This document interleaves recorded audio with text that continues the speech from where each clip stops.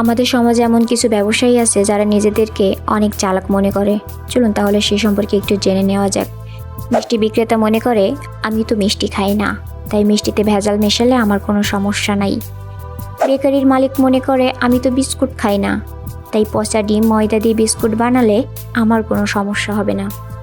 একইভাবে ফল বিক্রেতা মনে করে আমি তো ফল খাই না, তাই ফলে কেমিক্যাল দিলে আমার কোনো সমস্যা নাই।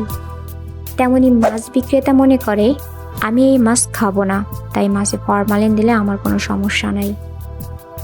কিন্তু দিনের শেষে মিষ্টি বিক্রেতা মিষ্টি বিক্রি করে বিস্কুট ফল মাছ কিনে নিয়ে বাসায় যায়। বেকারির মালিক বিস্কুট বিক্রি করে মিষ্টি ফল মাছ কিনে নিয়ে বাসায় যায়। তেমনি ফল বিক্রেতা ফল বিক্রি করে মিষ্টি বিস্কুট মাছ কিনে নিয়ে বাসায় যায়। আবার মাছ বিক্রেতা মাছ বিক্রি করে ফল বিস্কুট মিষ্টি কিনে নিয়ে বাসায় যায়। এরা সবাই মনে মনে নিজেকে অনেক চালাক ভাবে, বেশি লাভ করছে ভেবে আত্মতৃপ্তি ঢেকুর তোলে।